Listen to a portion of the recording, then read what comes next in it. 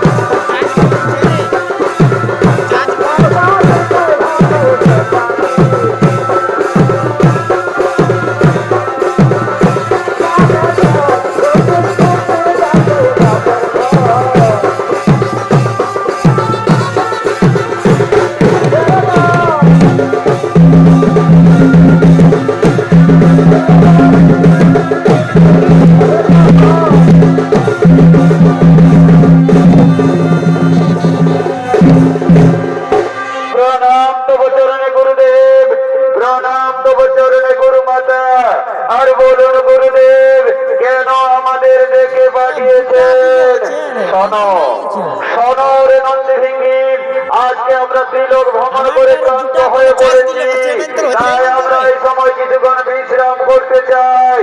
আর এই বিশ্রামের সময় সেই কৈলাস পর্বতে যেন কেউ প্রবেশ করতে না পারে। হ্যাঁ গুরুদেব, হ্যাঁ গুরুদেব, আপনার আগে আমরা অক্ষরে অক্ষরে পালন করব। যতক্ষণ পর্যন্ত আপনার অনুমতি না পাই ততক্ষণ পর্যন্ত আমরা এই কৈলাস ধারে কাউকে প্রবেশ করতে দেব না।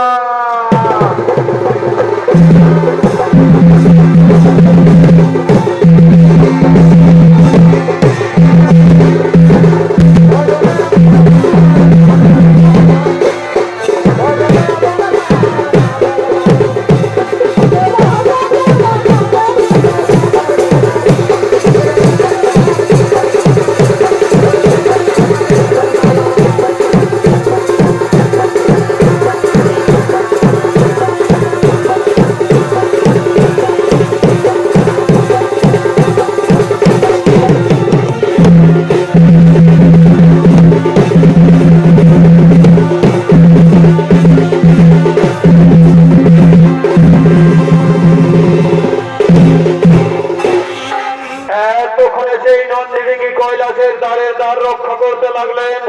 আর ওদিক থেকে সেই মহর্ষি দুর্বাসা চলেছেন কৈলাস পর্বতে গুরু দর্শন করার জন্য।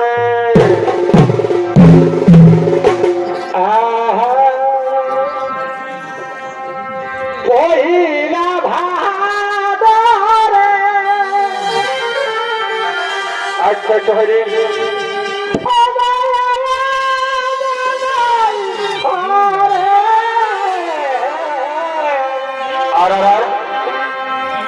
পহিলা ভাদ কি হলো কি হলো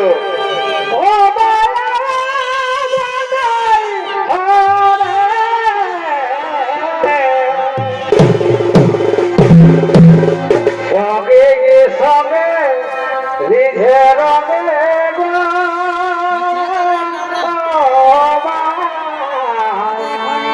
নাচ বদার নাচ বদার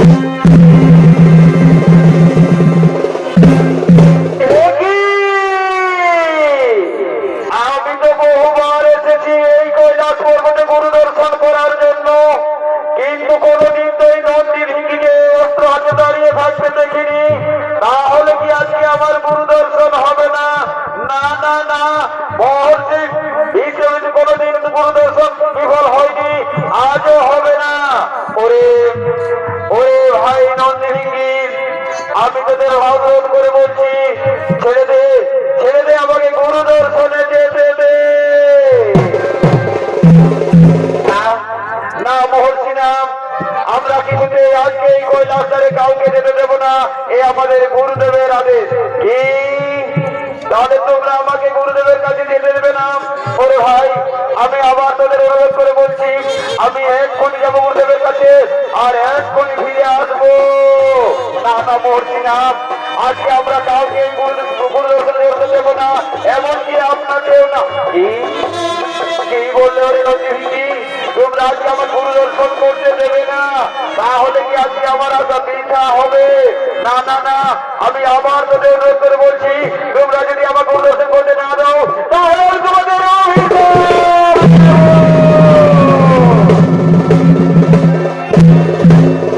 দাঁড়ান মহর্ষি দাঁড়ান। আপনি এই নন্দীকে অভিশাপ দিতে পারো না, কারণ আমি এই বলেছিলাম এই কৈলাসে যেন প্রবেশ করতে না পারে।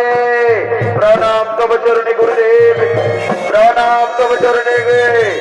আর শোনেন গুরুদেব, আর শোনেন গুরুদেব, আমি হলাম আপনার সর্বশ্রেষ্ঠ ভক্ত, তাই আমি আপনার ত্রিশূল নিতে এসেছি গুরুদেব, আমি আপনার ত্রিশূল নিতে এসেছি। ও বুঝতে পেরেছি তোমার মনের বাসনা, কিন্তু কেমন করে বুঝবো আমি যে তুমি আমার সর্বশ্রেষ্ঠ ভক্ত? তাই শোনো মহর্ষি, চলো চলো আমরা যাবো সেই মর্ত নামে ভক্ত পরীক্ষা করার জন্যে।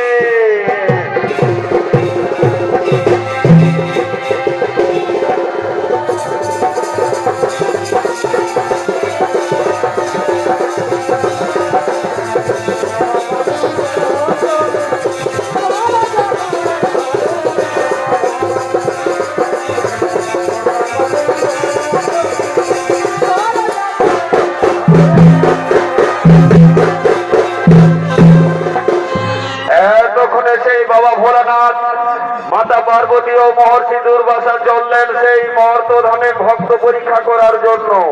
আর এদিকে সেই মর্তধামে বনে জঙ্গলে পশু পক্ষী শিকার করার জন্য মহাবেদ চলেছে। আর ঘুমাম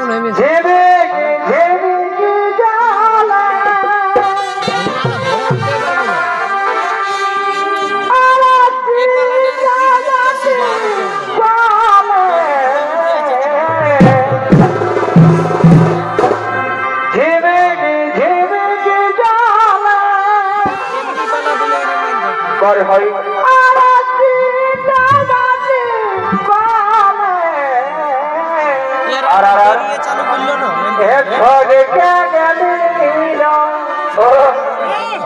পড়ে গেল গিরে গেল তোকে ভাবে ভাবে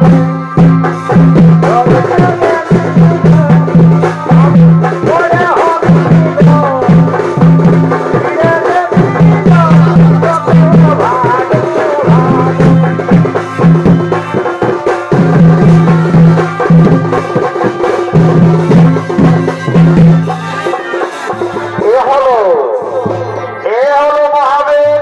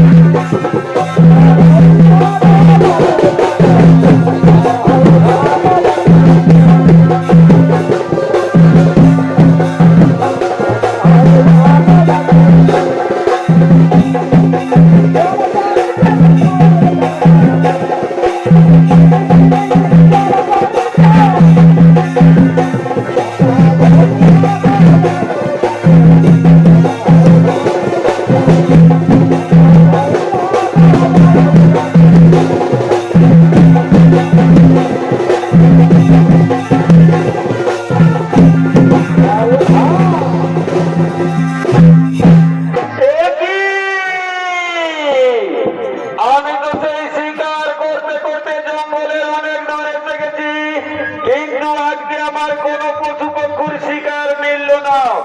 তাহলে কি আজকে আমাকে খালি হাতে ফিরতে হবে? না না না, আমি যে বেদ জাতির সন্তান, আমি কোনোদিন খালি হাতে ফিরতে শিখিনি, আজও ফিরে যাব না। তাই আমি কিছু দূর এগিয়ে দেখি, কিছু দূর এগিয়ে দেখি।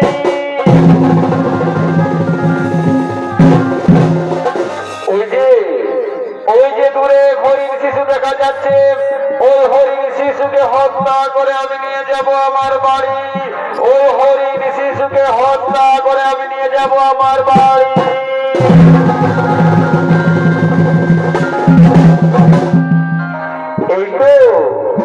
এই তো আমি আমার শিকার পেয়ে গেছি। এইবার আমি এই হরিণ শিশুকে নিয়ে যাব আমার বাড়ি।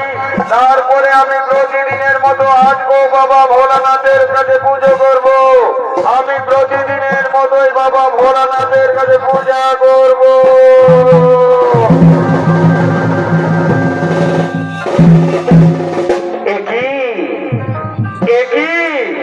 আমি তো প্রতিদিন আসি এই জঙ্গলে পশু পক্ষী শিকার করতে, কিন্তু কোনোদিন তো এরকম শিবলিঙ্গ দেখিনি। না না না, আমি বাড়ি ফিরে যাব না। আমি আজকে এই শিবলিঙ্গের কাছে বাবা ভোলানাথের পুজো দিয়ে তারপর আমি বাড়ি ফিরে যাব। মহাদেব মহাত্মান মহাদেব মহেশ্বর সর্বভাব ভগবদেব ভগরাই নম নম। ওম নম শিবায় নম, ওম নম শিবায় নম, ওম নম শিবায় নম।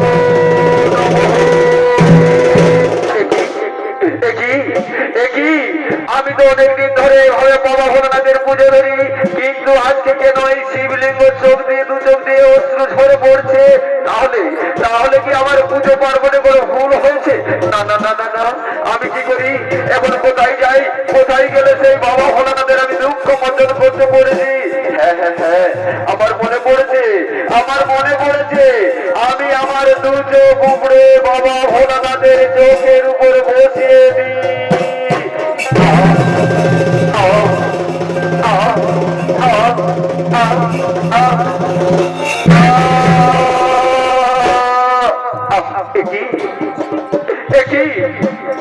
আমি যে কিছুই দেখতে পাচ্ছি না, আমি যে কিছুই দেখতে পাচ্ছি না। আমি কেমন করে যাব আমার শ্বেতাবতীর কাছে? আমি কেমন করে যাব আমার স্ত্রীর কাছে? শ্বেতাবতী, শ্বেতাবতী কোথায় গো শ্বেতাবতী?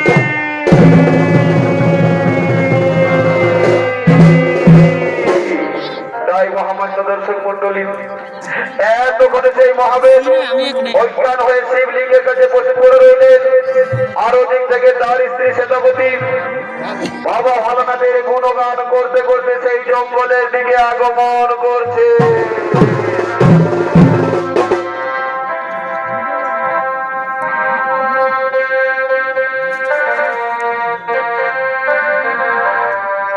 হর হর ভোলে নমঃ শিবায়।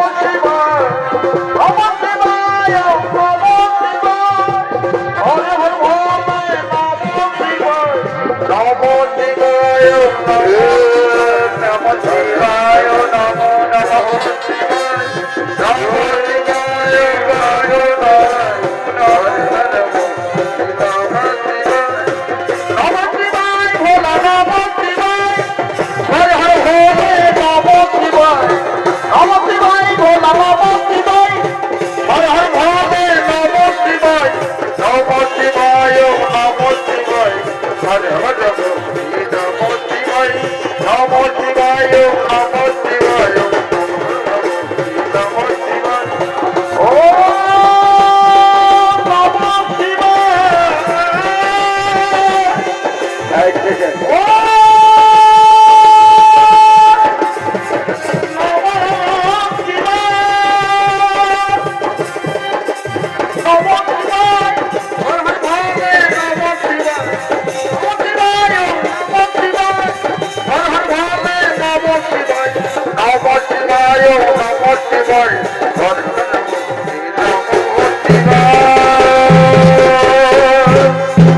সেনাপতি, সেনাপতি, তুমি কোথায় আছো সেনাপতি?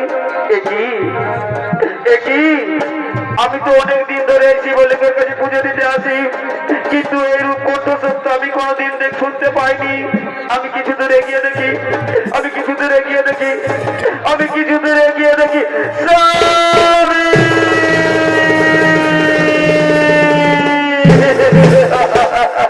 একই স্বামী, একই স্বামী, তোমার এই অবস্থা কি করে হলো স্বামী? তোমার এই অবস্থা কি করে হলো সেনাপতি?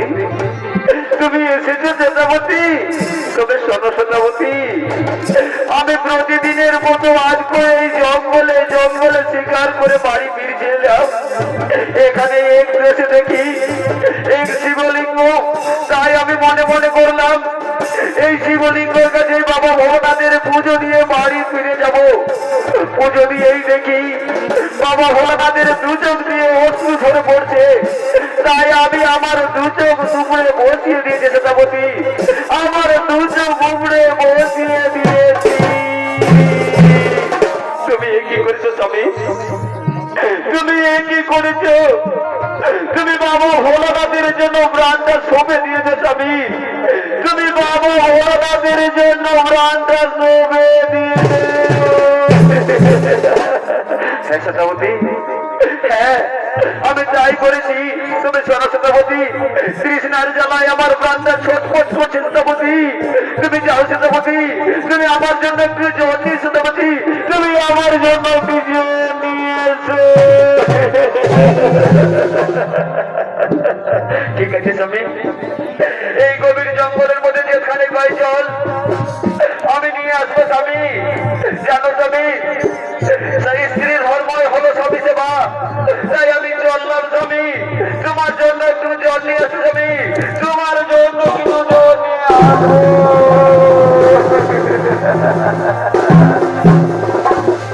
তাই মহামান্য দর্শক মন্ডলী, এতক্ষণে সেই সেনাপতি গেলেন জল আনার জন্য।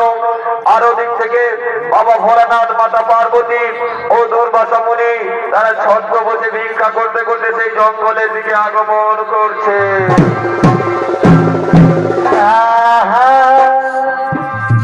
শ্রীকৃষ্ণ গোবিন্দ হরে মুরারি, হে নাথ নারায়ণ বাসুদেবা। শ্রীকৃষ্ণ গোবিন্দ হরে মুরারি, হে নাথ নারায়ণ বাসুদেবা। ওগো মায়েরা, আমরা সাত দিন ধরে কোনো কিছু খাইনি গো, তোমরা এমনি বইটা আমাদের ভিক্ষা দাও না। আমরা এই মুরগিয়া বাজারে গিয়ে আমরা তো ওখানে কোনো কিছু খেলবো, তোমরা এমনি আমাদের বইটা দাও। ওগো মায়েরা, তোমরা আমাদের এমনি বইটা দাও না, তোমরা আমাদের এমনি বইটা দাও না। আমরা গরিব ব্রাহ্মণ ব্রাহ্মণী, আমাদের সন্তানকে নিয়ে আমরা চলেছি এই গ্রামে গঞ্জে বলে স্বীকার করার জন্য, তাই তোমরা আমাদের একটি পয়সা ভিক্ষা দাও না, তোমরা আমাদের একটি পয়সা ভিক্ষা দাও না। তোমরা আমাদের একটি ভিক্ষা দাও মা, তোমরা আমাদের একটি ভিক্ষা দাও, তোমরা আমাদের একটি ভিক্ষা দাও না মা। আমরা শান্তি ধরে মা কিছু খেতে পাইনি, তাই তোমরা আমাদের একটি পয়সা ভিক্ষা দাও না মা, তোমরা আমাদের একটি পয়সা ভিক্ষা দাও।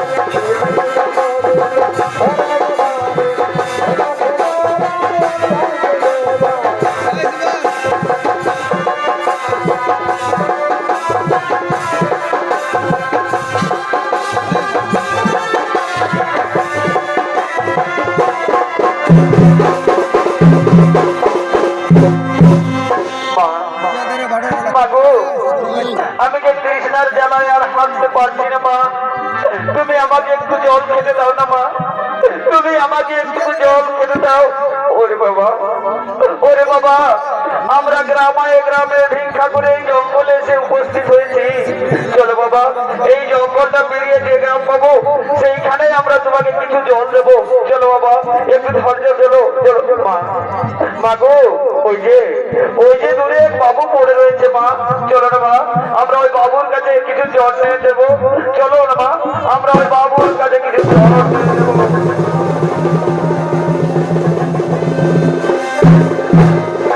ওগো বাবু, ওগো বাবু, তুমি আমাদের একটু জল দেবে বাবু, আমাদের ছেলে তৃষ্ণার জ্বালায় ছটফট করছে, আমাদের ছেলে সেই তৃষ্ণার জ্বালায় হাসতে পারছে না, তাই তুমি একটু জল দাও না বাবু, তুমি একটু আমাদের জল দাও না। কে তোমরা? আমি তো অন্য মানুষ, আমি তো কিছুই দেখতে পাইনি, বলো বলো কে তোমরা? তোমরা কেন আমার কাছে জল চাইছো?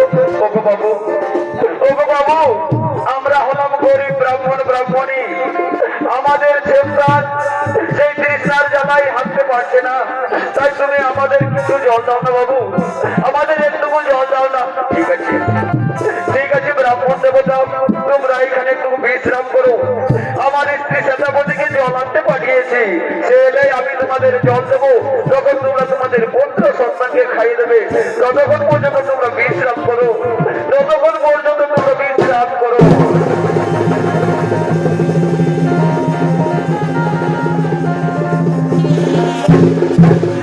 এই নাও স্বামী, এই নাও স্বামী, আমি তোমার জন্য জল নিয়ে এসেছি, তুমি প্রাণ ভরে খেয়ে নাও স্বামী, তুমি প্রাণ ভরে না। সেটা বুঝি না, না সেটা বুঝি না, আগে যাও, ওই যে ওইখানে সেই ব্রাহ্মণ ব্রাহ্মণী তাদের সন্তান আছে, তাদের সন্তানকে তুমি জল খাইয়ে দাও না স্বামী। না, এই অল্প জল আমি কেমন করে তাদের খেতে দেবো? এই অল্প জল আগে তুমি খাও, তারপরে বাকি জল আমি সেই ব্রাহ্মণ ব্রাহ্মণীর সন্তানকে খেতে দেবো না। সেটা বুঝি না, ও কথা বলতে নেই, ও তিনি সেবাই পরম ধর্ম, তাই যাও সভাপতি, তুমি আগে ওই ব্রাহ্মণ ব্রাহ্মণীর সন্তানকে জল খাইয়ে দাও, তাই ব্রাহ্মণ ব্রাহ্মণীর সন্তানকে জল খাইয়ে দাও। হ্যাঁ স্বামী, আমি যাচ্ছি, তোমার কথা মতো আমি সেই ব্রাহ্মণ ব্রাহ্মণীর সন্তানকে জল খাইয়ে দিচ্ছি।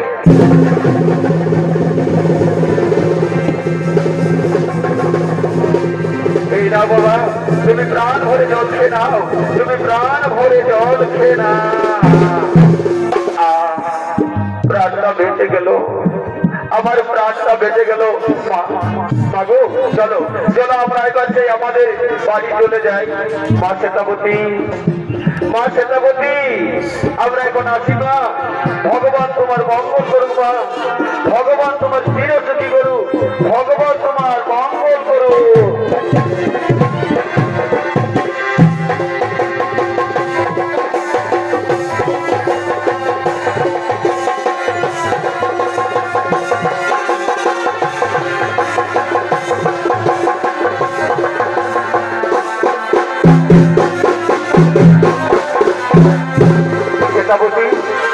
সেতাবতী, তৃষ্ণার জ্বালায় আমার প্রাণটা ছটফট করছে সেতাবতী, তুমি আমাকে একটু জল দাও না সেতাবতী, আমি আর বাঁচবো না সেতাবতী, আমি আর বাঁচবো না।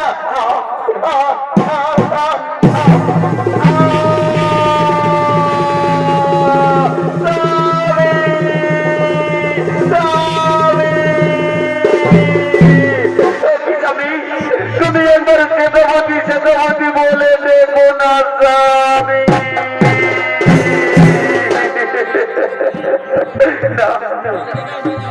আমার স্বামী আর আমাকে সেতাবতী সেতাবতী বলে ডাকবে না, আমার স্বামী চিরকালের মতো চির বিদায় নিয়ে চলে গেছে।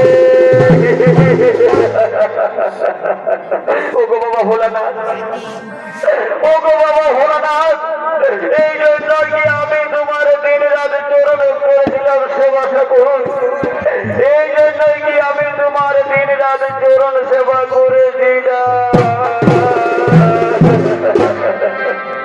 পাখি জানা দিও দয়া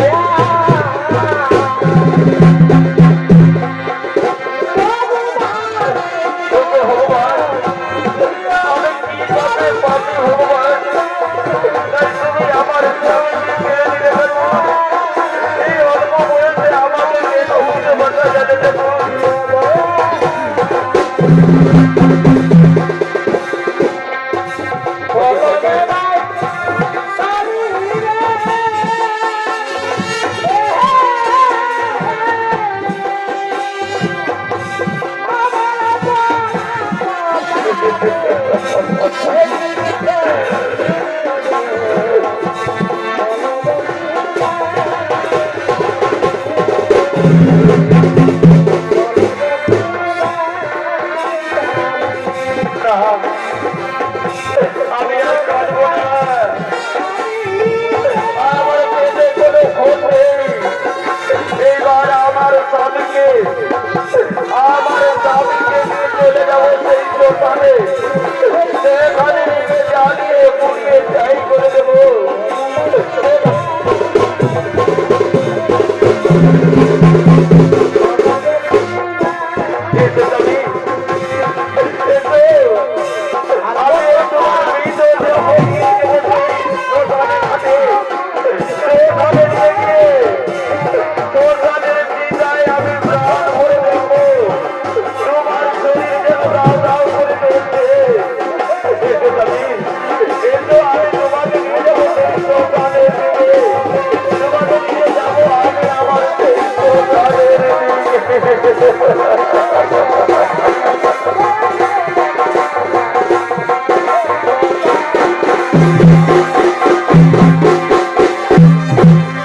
তাই মহামান্য দর্শক মন্ডলী এতক্ষণে সেনাপতি তার স্বামীর মৃতদেহ নিয়ে চললেন শ্মশানের দিকে।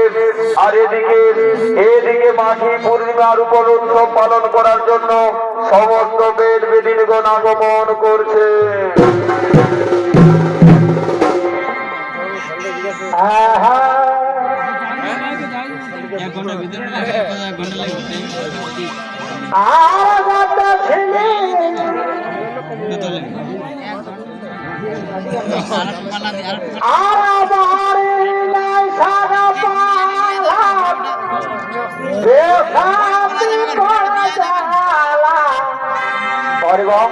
Bye.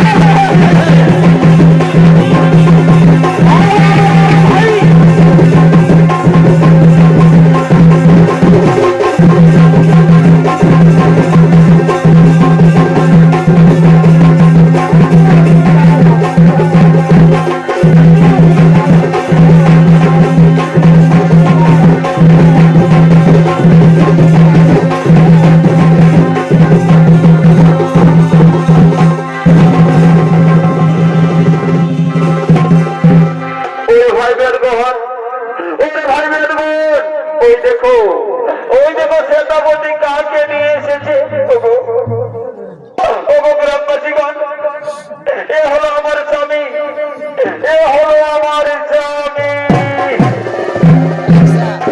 কি কি বললে মহাবেদ? মহাবেদের কি হয়েছে সেনাপতি? মহাবেদের কি হয়েছে? গ্রামবাসীগণ, গ্রামবাসীগণ, আমার স্বামী কৃষ্ণার জ্বালাই ছটফট করতে করতে প্রাণ বিসর্জন দিয়েছে। কি কি বললে? তাহলে চোখগুলো হলো কি? ওরে ভাই বেদগণ, এই সেনাপতি হলো একটি ডাইনি, এ হলো একটি পিশাচিনী, এ হলো একটি রাক্ষসিনী। তাই শোনো, একে মারতে মারতে এই গ্রাম ছাড়া করে দাও, একে মারতে মারতে এই গ্রাম ছাড়া করে দাও।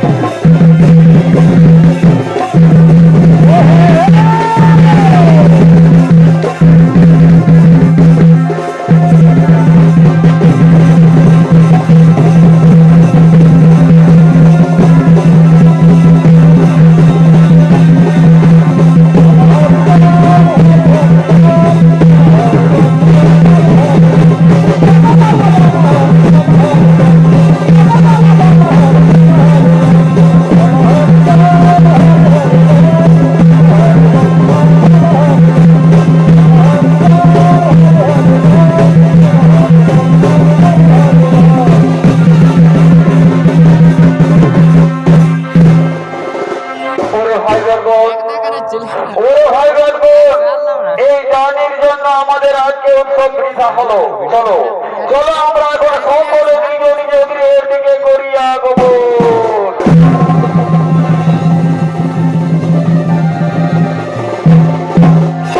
আর ওদিক থেকে যমরাজ তার মন্ত্রী সেনাপতির সাথে চলেছেন সেই মহাবেদের মোড়া নেওয়ার জন্য।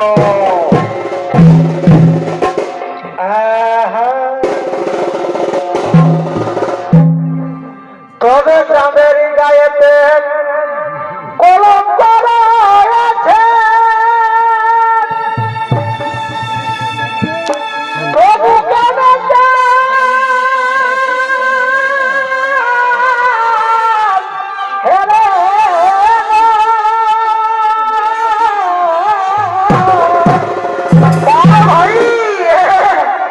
ভাই চাঁদের গায়েতে কলম করা আছে,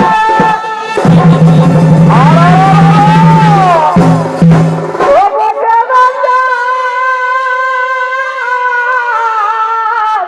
হেরে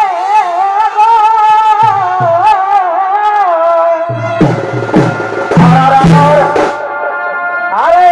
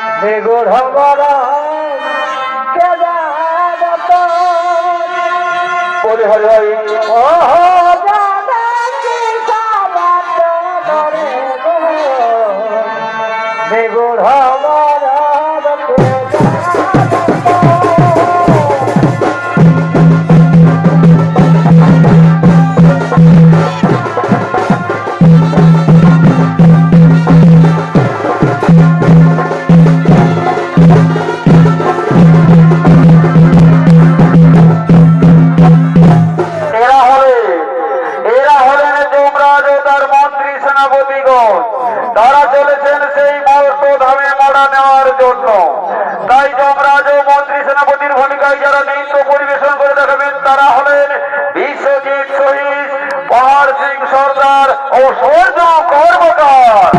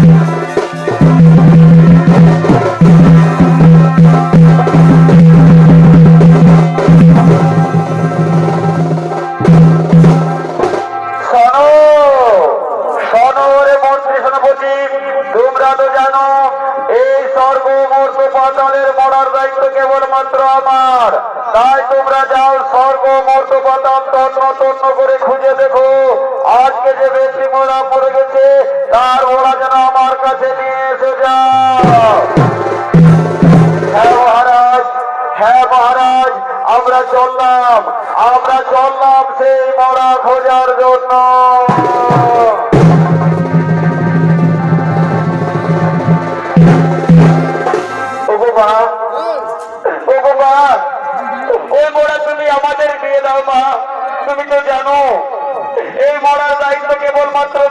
যমরাজের, তাই সেই মোড়াকে আমরা নিয়ে যাব সেই যমরাজের কাছে।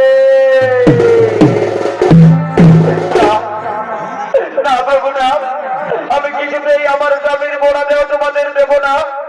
প্রয়োজনে আমার স্বামীর মোড়া দেও আমি এখানে জ্বালিয়ে পুড়িয়ে ছাই করে দেবো, কিন্তু আমি কিছুতে এই মোড়া তোমাদের দিতে পারবো না। মানা, তুমি এ কথা বলো না। তুমি আমাদের সেই মোড়া শেষটাই দিয়ে দাও, আমরা নিয়ে যাব সেই আমাদের মহারাজের কাছে। প্রভু না, আমি হাজার সৈন্যদের অনুরোধ করে বলছি, আমার স্বামীর মৃত্যু তো আমি কিছুতেই তোমাদের দিতে পারবো না। ওরে ভাই সেনাপতি, ওরে ভাই সেনাপতি, এই রমণী কিছুতেই সেই মোড়া আমাদের দেবে না। চলো এই শুভ সম্পদটা আমরা মহারাজকে দিয়ে দিই।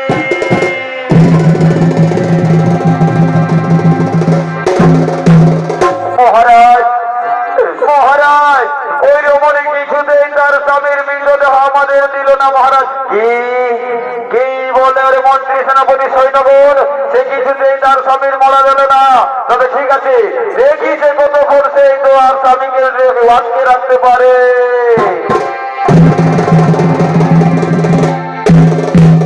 ওগো মা, ওগো মা, তুমি তোমার স্বামীর মৃতদেহ আমায় দিয়ে দাও। তুমি তো জানো এই স্বর্গ মর্ত পাতালের মোড়া কেবলমাত্র আমার দায়িত্ব। না প্রভু না, আমি কিছুতেই আমার স্বামীর মৃতদেহ তোমাকে দিতে পারবো না। আমি হাত জোড় করে অনুরোধ বলছি, আমি কিছুতেই আমার স্বামীর মৃতদেহ তোমায় দিতে পারবো না। কি বললে? তোমার স্বামীর মৃতদেহ আমাকে দিতে পারবে না? তাহলে শোনো, আমি জোর করে নিয়ে যাবো তোমার স্বামীর মৃতদেহ।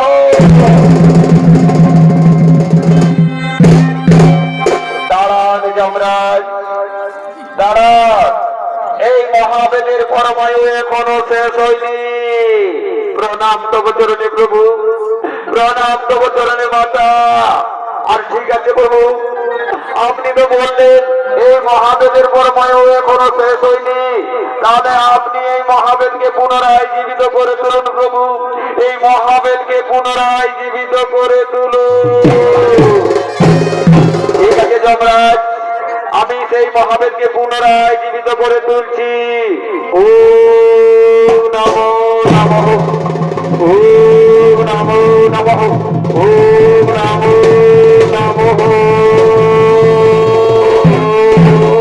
সেনাপতি, সেনাপতি, আমি দেখতে পাচ্ছি সেনাপতি, আমি ভালো হয়ে গেছি সেনাপতি। এসো সেনাপতি, তুমি আমার কাছে এসো সেনাপতি, তুমি আমার কাছে এসো। স্বামী, তুমি দেখতে পাচ্ছ স্বামী, তুমি ভালো হয়ে গেছো স্বামী। আজ আমাদের কি আনন্দ স্বামী, তুমি দেখতে পাচ্ছ স্বামী। মহাবীর সেনাপতি, এতক্ষণ পর্যন্ত আমি তোমাদের ভক্তির পরীক্ষা নিচ্ছিলাম, তাই শোনো, তোমরা আজকের ভক্তিতে উত্তীর্ণ, তাই আমি তোমাদের আশীর্বাদ করি। তোমাদের এই ভক্তির কথা যুগে যুগে অমর থাকবে, যুগে যুগে অমর থাকবে। তাই মহামান্য দর্শক মন্ডলী, এতক্ষণে এতক্ষণে মহাবেদ ও সেনাপতির ভক্তি দিয়ে মহর্ষি দুর্বাসার ভক্তির চূর্ণ করে দিলেন এবং ভক্ত ভগবানের হইল মিলন।